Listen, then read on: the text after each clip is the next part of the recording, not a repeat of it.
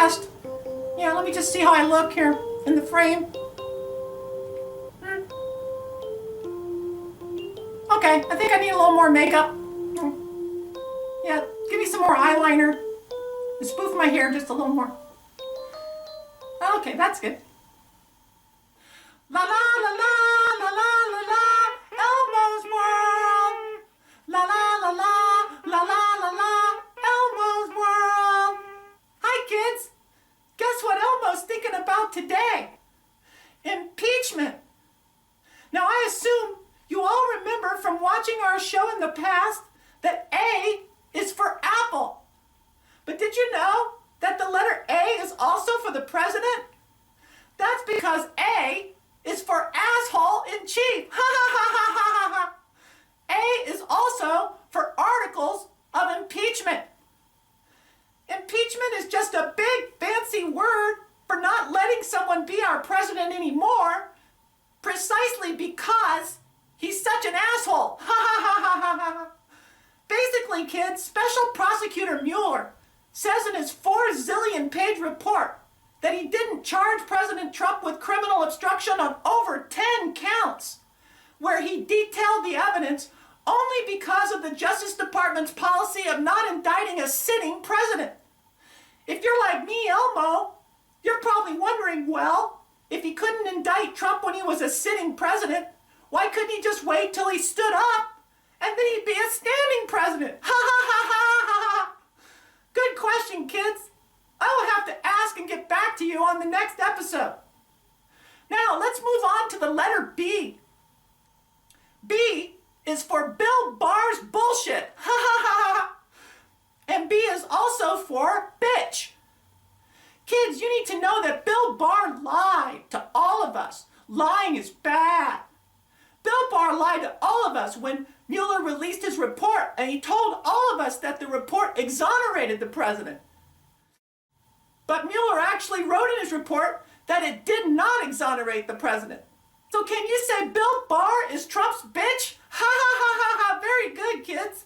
Now let's look at the letter C. C is for coordination. Can you say coordination with the Russians? Bob Mueller's report, hard as it is to read, describes in graphic detail many members of Trump's campaign who actively coordinated with many Russians who were known to be connected to Russian President Vladimir Putin.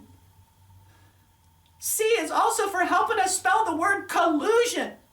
Mueller's report details a lot of collusion between Trump and Russia for the purpose of helping him get elected while he was lying to all of us that he did not have any business connections with Russia. But kids, you need to know that Mueller's report describes how all through the campaign, Trump was lying about that and covering up his ongoing effort to build a Trump Tower in Moscow, in which he offered Vladimir Putin a gift of $50 million penthouse at the top of the tower. C also stands for the word corrupt. Can you say corrupt, lying piece of shit? Ha ha ha ha ha. Very good. And the letter C can also be used to help us spell the word con artist. Can you say con artist who has to be impeached? C is also the first letter of the word, the question that all good Americans are asking. Can you imagine? Do you like to imagine, kids? Well, can you imagine how Republicans would act if Obama had been even half this corrupt and dishonest as Trump? Okay, very good. That's enough for today's ABCs, kids, but make sure you tune in tomorrow when we'll skip ahead to the big letter H, which helps us to spell the word the whole wide world is using now to describe the Republican Party.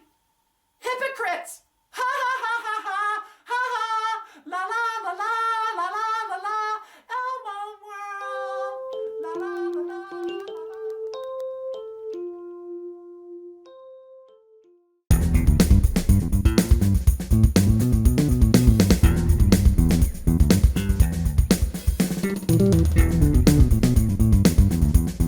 Hey there! Thanks for tuning into the program. I'm Connie Bryan, and you're watching The Connie Bryan Show. And thank you, Elmo.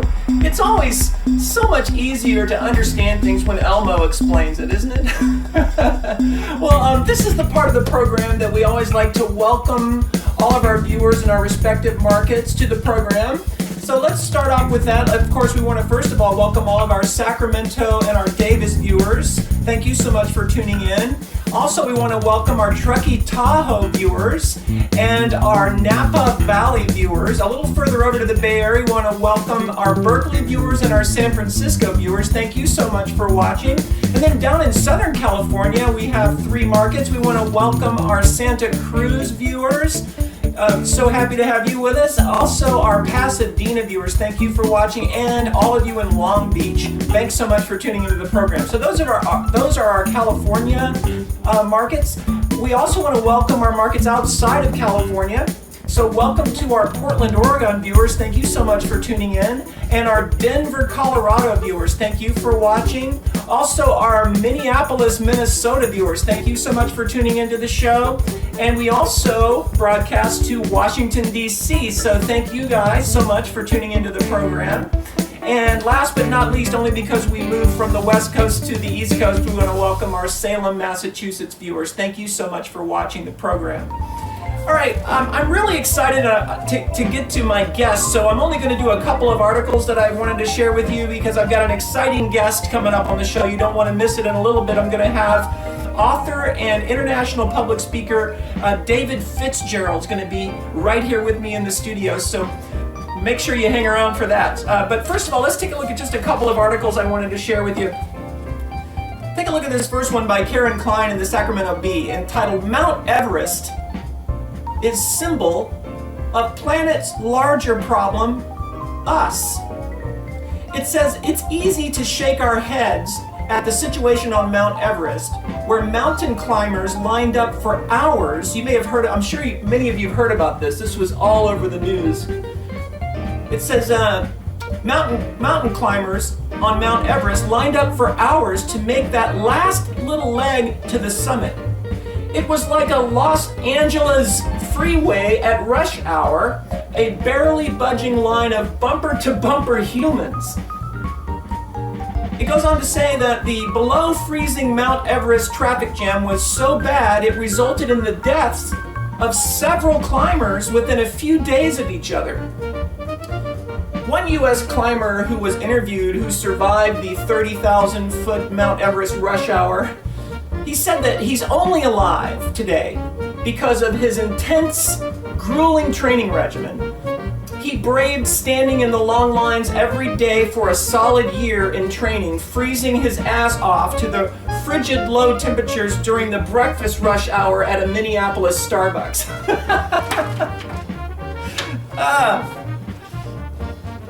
Because it's pretty cold and Starbucks, you know. Okay, here we go. Take a look at this one other story I wanted to share with you out of the Associated Press, entitled Jimmy Carter Returns to Teach Sunday School. Former U.S. President Jimmy Carter is back to teaching Sunday school in Georgia after taking time off to undergo surgery for a broken hip. We're so glad he's better and recovering. Carter told attendees at the Maranatha Baptist Church in Plains, Georgia, that he and his wife Rosalind have nursing care at home and they're doing fine. He's so excited to be able to get out of the house again and teach little children scary stories about God. Do you remember Sunday school? Do you guys remember Sunday school? I think Sunday school, you remember the 6 stories they used to teach us as little children? I think Sunday school had to be where Stephen King got his early inspiration, for his scary novels. Can you imagine what it must have been like for Stephen King's kids growing up at bedtime? All right, kids, tonight Daddy's gonna read you the first chapter of his new novel, Pet Sematary. Daddy, Pet Sematary? Does that mean our pet kitty is gonna die? Yes, sweetie, of course, but don't worry, that's when all the fun begins. Because God condemns him to hell because you were so bad. He condemns your kitty to hell as a sacrifice because you were so bad, but he comes back as a demon kitty. Do you remember these scary stories that they taught us in Sunday school as children? I always wondered why why do they teach this stuff to little kids? And then one day it dawned on me, because if you try to teach this shit to a fully grown adult for the first time, they're gonna laugh you out of the room for the 5150 whack job you clearly are. Do you remember, like the most popular one, the one that most of us remember as kids, of course, the story of Abraham and little Isaac? Remember, of course, what is Abraham? He hears the voice of God commanding him to what? To sacrifice his son, to kill his son on the altar. And of course, what a lot of people don't know is that story was mistranslated. Would you guys like to hear the correct translation? Because if you're going to teach this shit to children, shouldn't they at least hear the correct translation? I think so. So let's hold our own little Sunday school class right here for a second. How about that? I'm going to share with you I'm going to tell you the real story, the correct translation. So yes, it's true, Abraham, Father Abraham, what he hears is the voice of God commanding him to sacrifice little Isaac. So he invites little Isaac to go for a walk with him up to the top of the mountain. What little boy doesn't want to go for a walk with his daddy? The one person in the whole wide world he knows he can trust to keep him safe and protect him. If little Isaac had had any idea what was in store for him when they finished their walk to the top of the mountain, I'm sure he would have been more like, no thanks, Dad, knock yourself out. You go on up to the top of the mountain and fuck a sheep or whatever it is you do up there. I think I'm going to stay home and play World of Jewish Warcraft with my friends. But no, little Isaac had no clue, so of course he wanted to go for a walk with his dad. And of course, yes, they get to the top of the mountain, and what happens? Abraham grabs little Isaac, binds him with cord, puts him on an altar, takes out this giant knife, and he's about to plunge it into little Isaac's chest. I just have a question for you. Did the Jews really have this much trouble getting their kids to do their chores? So he's about to drive this big knife into little Isaac's chest, and of course, what happens in the story? The angel of the Lord shows up at the last possible second. But keep in mind, even way back then, these were Jewish Hollywood script writers. So it's all about maximum dramatic effect and waiting till the last second. The angel shows up and he grabs Abraham's hand and stops him as he's just starting to plunge the knife into little Isaac's chest. And Abraham is pissed. And he says, "What the shiksta? I distinctly heard the voice of God commanding me to sacrifice my son." And the angel said, "No, you didn't, you deaf old man. Clean the wax out. He wasn't telling you to sacrifice him. He was telling you to circumcise him." All right, stick around. Like I said, we got a great interview coming up with author and international public speaker David Fitzgerald. You don't want to miss it, so please, no channel surfing. We'll be right back.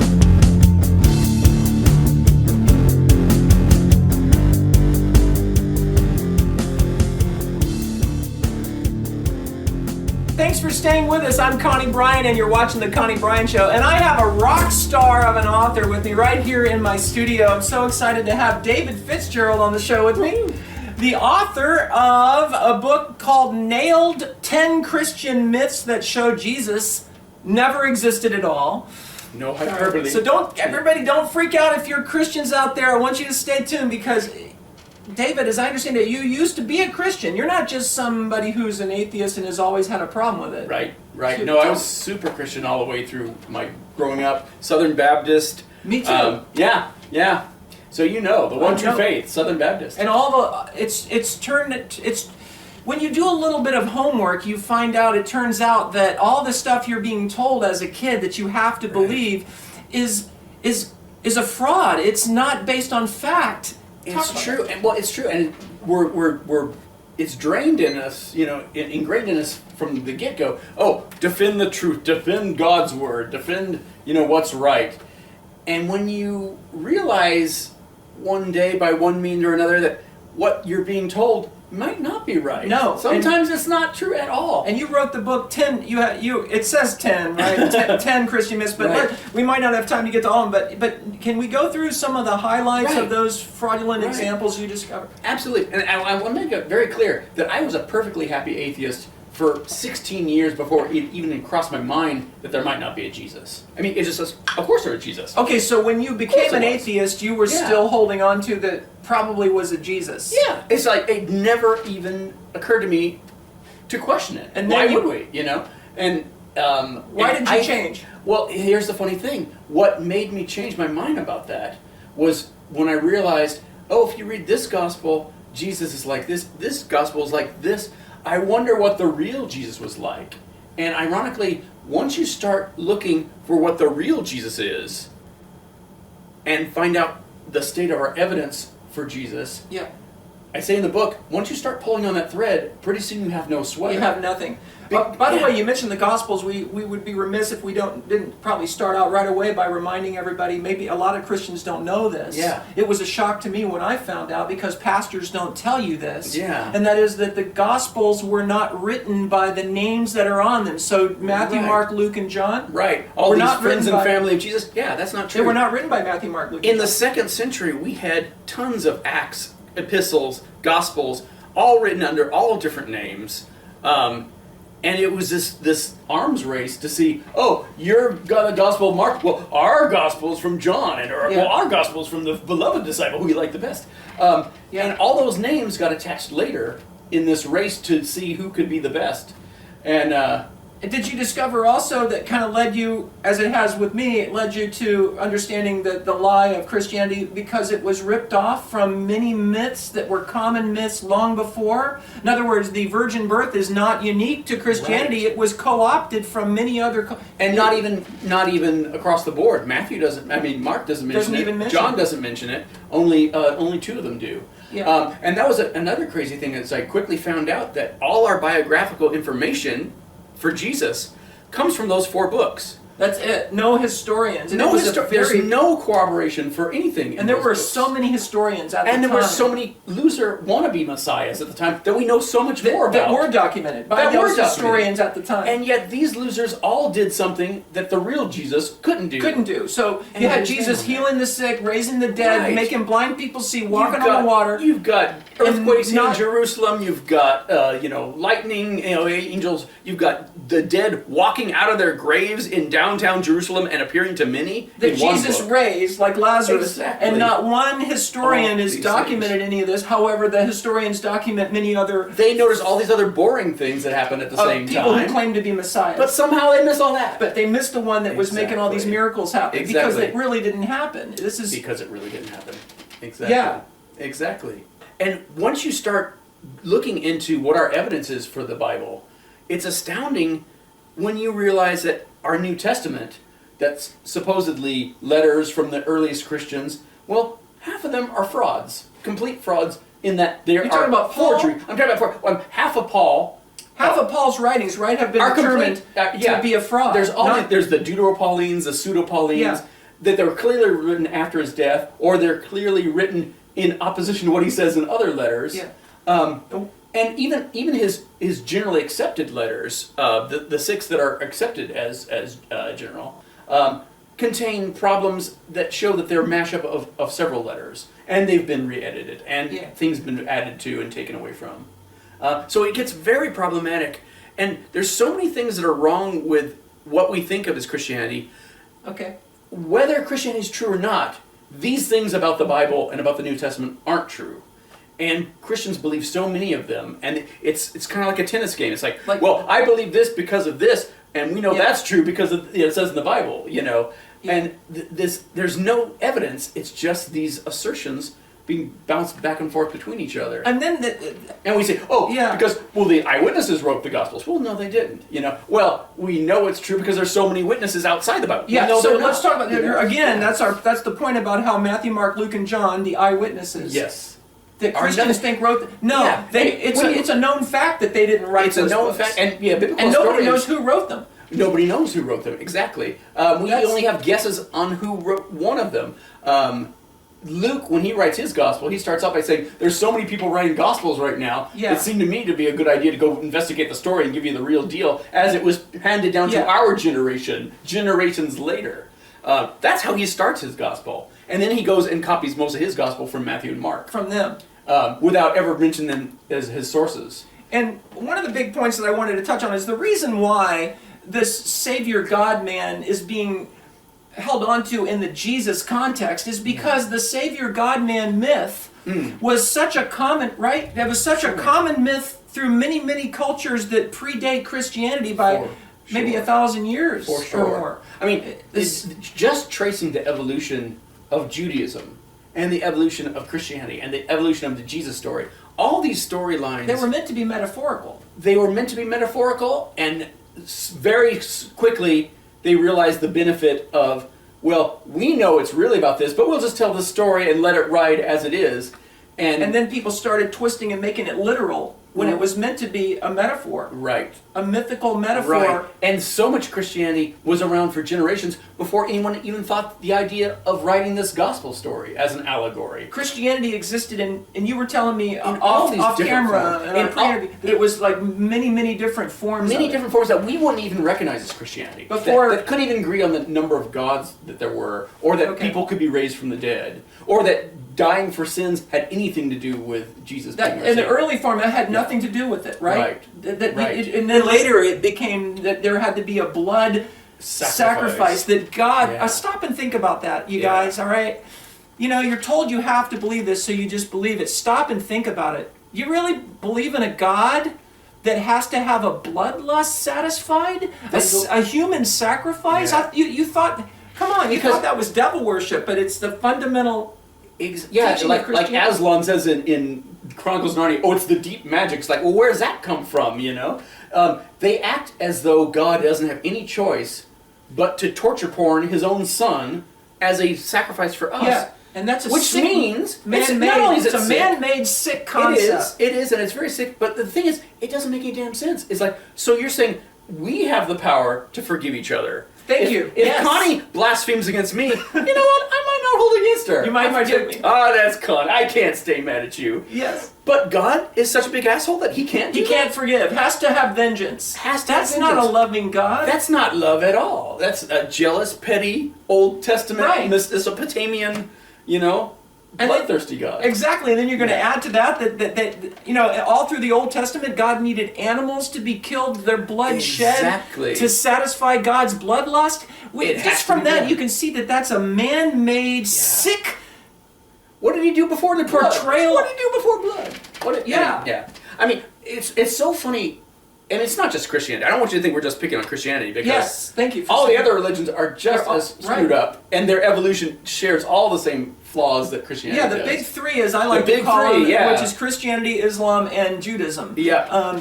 They're one long line that goes back to Mesopotamia and Zoroaster and Babylonian and Egypt and all these other cultures that influence each other. And they ripped off all these popular myths that were meant to be a metaphor, and what I want to add to that is it was meant to be a metaphor that we are what God is. We are all a part of what you might want to call divine. All of us, it was meant to be a metaphor. All these myths of the Savior God-man, as I understand it from the reading I've done about all these myths that were co-opted by Christianity because they were popular. Sure. They were popular ideas. And to be fair, I mean, those ideas change through time, and those religious ideas evolved. So we're not trying to shoot down spirituality here is my point. Oh, yeah. But by the same token, there's not necessarily a one true religion behind all these religions. Yeah. Or at least I don't think so.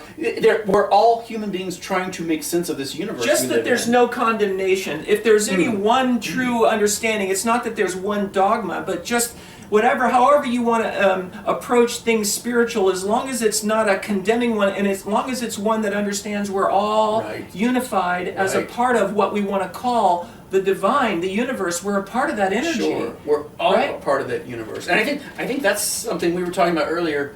For all the problems I have with Eastern religions as well, one thing that they tend to do better is this idea that we're not chasing after this thing outside of ourselves. We're talking about making ourselves part of this universe. Waking up to the fact that we are. Yeah. We're connected to it. And as a big old atheist who has no room in my life for most religion, I can totally get behind that idea. You can get behind that. Even as I love hearing that. Yeah. Because I really felt that might be the case, that an atheist might not want to use the term God, but can understand. There's so much baggage to things like spirituality and that. But exactly. But when you talk about our interconnectedness, the fact that we are all human beings that evolved out of this universe, that we're part of this universe, And the universe is part of us, you know. We're co-creators. We We're are co-creators. yeah. So if you think of God as a creator, we're not here shooting that down. We're saying that we are all co-creators, and we make, all of us, the universe and us, make up what you could call God. Well, yeah, exactly. I think that's a much better explanation. We're not to me, separate because from it. we're not separate from it. Yeah, And that's the big lie of organized religion that makes this conversation so important. sure.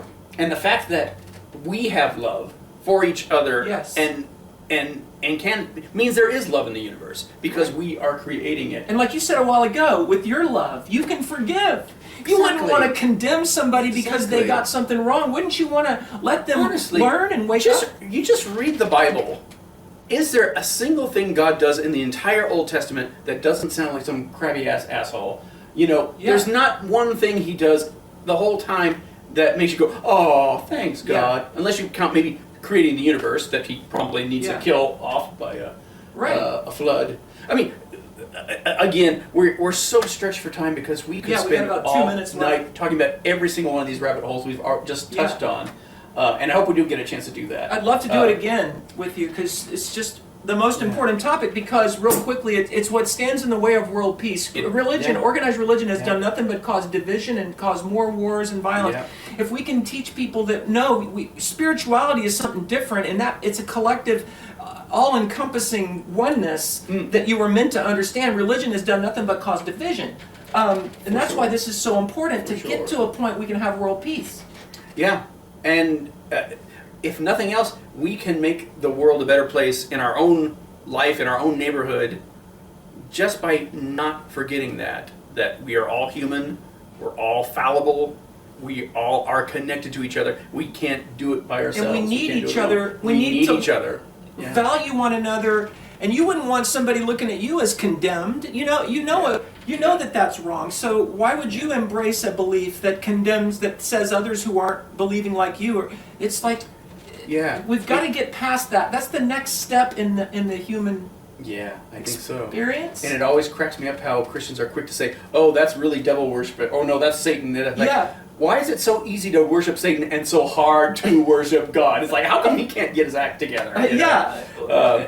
Yeah. Why are we calling him a he anyway? Does he have a penis? Why If call not, him a he? what? Yeah, exactly. Because God would be male and Spirit, female. or neither, or both, or you Right, know, if we're in His image, right? it just in God's image, no not His matter image. how you slice it, it doesn't add up. Right. You know. Well, it's been fantastic having you, David. We're out of time. Thanks so We're gonna much. have to do it again. I guess so. And thank you very much for taking the time to come on the show. I know people are going to really love looking into some of the books you've written. And thank you for watching, everybody. This is the Connie Bryan Show. We'll see you next time. Tune in tomorrow when we'll skip ahead to the big letter H, which helps us to spell the word the whole wide world is using now to describe the Republican Party: hypocrites.